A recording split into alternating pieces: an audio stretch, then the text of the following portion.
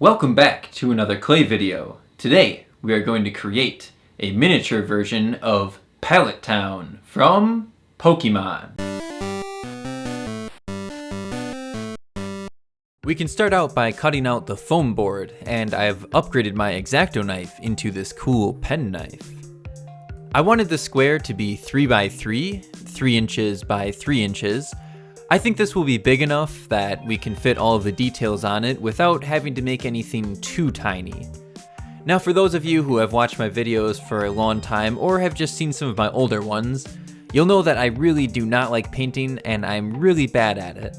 So for this one, I had to ask for some help for the painting aspects of the creation. First, however, I will mix the colors of paint we need.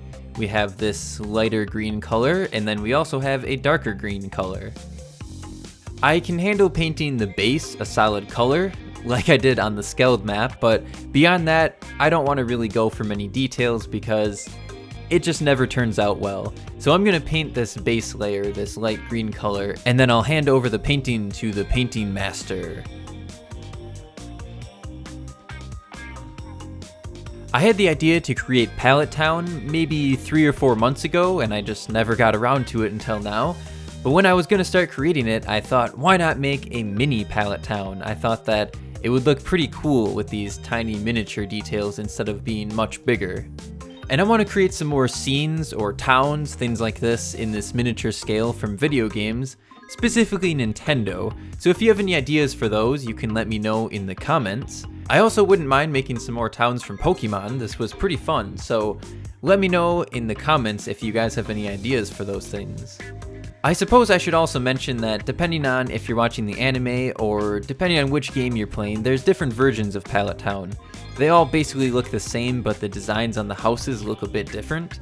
So for this one, I'm going off of the fire red, leaf green version. I think this one most closely resembles the original, except the fact that this one has much more color than the original. I think my favorite detail in all of the painting is definitely the water.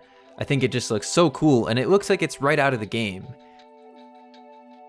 Now, we've added some white into the waves, and I think this makes it pop much more, makes it look a lot more realistic. I guess in its unrealistic video game sort of way. Now that we're done with the Pallet Town base, we can move on to the fun part, the clay creating. So now we will create the 2 main houses. We have Ash's, or Red's house, and Gary's house. But nobody likes Gary. I guess I'm a little confused with the house on the left.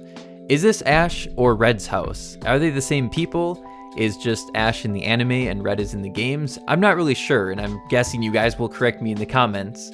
I didn't really take the time to look that up before creating this, so I don't know about those specifics. So we have these little side pieces, just a nice little extra detail. And we can take this blue clay and start working on the windows. These are going to be the windows for not only the 2 main houses, but also for Professor Oak's lab. He has a few of these windows on there as well. We have this black outline that will go around every single window, and I know that this could have been painted on, but I feel that clay details always look better than painted details. Sometimes paint gets a lot more messy, and it also doesn't blend with the clay as well as other clay would. I think it definitely takes more time to make the clay details, but it's worth it for how good it looks. We have on the side of the windows here this final border. These are sort of like double windows. I've always wanted to have windows like this on a house, but I've never lived in a house with windows like that. They've always just been the single windows that lift up instead of sideways. Anyway, we will start creating the doors now. These are pretty basic in design.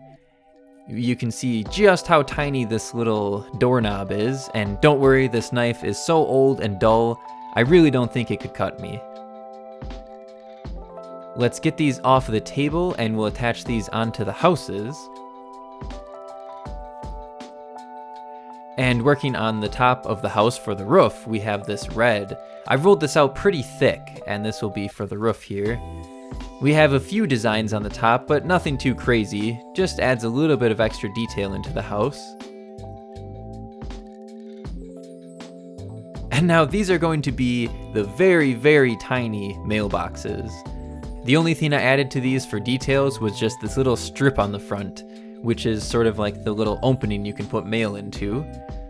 These are the little wooden posts. And since the base isn't actually clay, we can't attach them onto the base quite yet. We will have to wait until after baking, and we can use some super glue to attach all of these different details onto the map.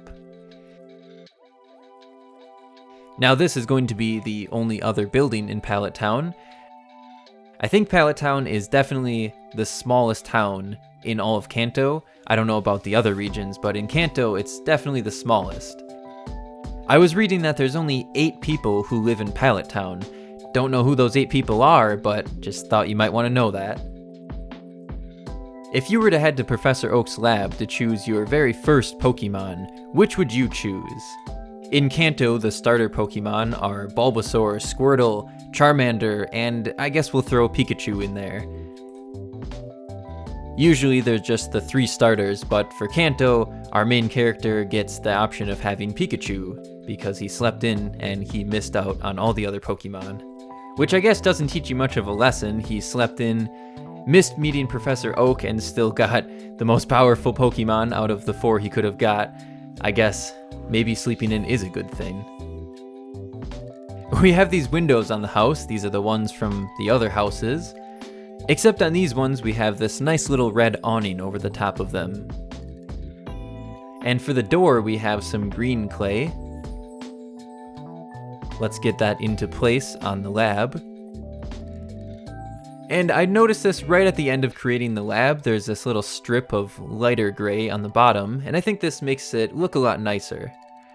On the top, we have the final detail. We have the chimney. We can dent that out a little bit using the dotting tool. Now we will create these red flowers. In the game, you can see that there's 2 rows of 4, or I guess 2 rows of 8 because they're in these bundles of 2. But I found out that I made these a little bit too big, and I was only able to fit a row of 3 on the top and a row of 3 on the bottom. But unless you're super closely looking at the details of the map, you're never going to know the difference. And I think it still looks great. So now we can take, well, this is what I'm using for the stems, just these little blobs of green clay, and we'll attach the flowers on here. And here is our finished flower. I've made a bunch of these, and we can move on to creating the fence. This was a little hard to separate these little rectangles without sort of smashing the shape of them, but this is the only way I could really come up with to create a fence, and I think that it worked out really good. So we have this lawn strip, and we'll attach all of the different fence posts onto it. And on the other side here. And we have a little leftover that we have to trim off. We also have these 3 signs in Pallet Town. Only this one has a post to it, the other 2 get stuck onto the fence. I have no idea what these say. Maybe you can read them in the game, but I don't really know if anyone would just remember what these signs say offhand. This is going to be the tree. I tried a few different techniques of how to create a pine tree, and I tried with just a triangle and sort of using my knife to make dents into it, but that didn't work very good, so I'm going with this multiple tiers, sort of like a cake. And this actually works out really, really good, and it looks super realistic. So I'm going to use this technique if I ever have to create some more pine trees. And I've had to create so many pine trees in this one. I want to say it's somewhere between 20 and 25 trees, but I don't remember the exact number because these trees surround all of Pallet Town. And after I was done creating it and gluing all the trees on, I realized I didn't make enough, so I had to create a few more so I could make the full square around Pallet Town. Just assembling the rest of the trees here. And we have the little points that go on the top. Now, if you'll notice, some of these are a little bit too big and they look a little bit weird. So we're going to smash those down with our fingers, and I think that looks a lot nicer. And then taking our X-Acto knife, we are going to cut in just a bunch of little dents, and this just adds a little bit more detail, sort of looks more like some more pine needles. And now Pallet Town is ready to get baked. After baking, we can start assembling everything using our trusty super glue, starting with our fences. And this third fence, I actually didn't even know was in there until I watched a video of somebody walking around Pallet Town, because I couldn't see that from the picture I was looking at. So I'm really glad I watched that video. And now behind the flowers, we need to expand the fence just a little bit to put the sign onto it. This is how I'm creating the signs, just sort of scribbling on them, and I think it looks pretty nice. And also this other wooden sign here, we need some black. Let's get those into place on our fences and also just in the grass here. Let's move on to placing the houses and the lab. It's important when placing these down to make sure the door matches up with the walkway. Otherwise, the people in Pallet Town won't know how to get into their house. Now, as you can see, when I was cutting these tree stumps, they just went flying all over the room. I had to pick them all off the floor when I was done, which was sort of annoying, but it was kind of fun to see them bounce off all the walls in the room. And after I had assembled all of these trees with the tops on them, I dropped it, and all of the trees busted off and I had to re-glue them on, but Pallet Town is okay now, I fixed it. We have the final tree here. And here it is, Pallet Town from Pokemon.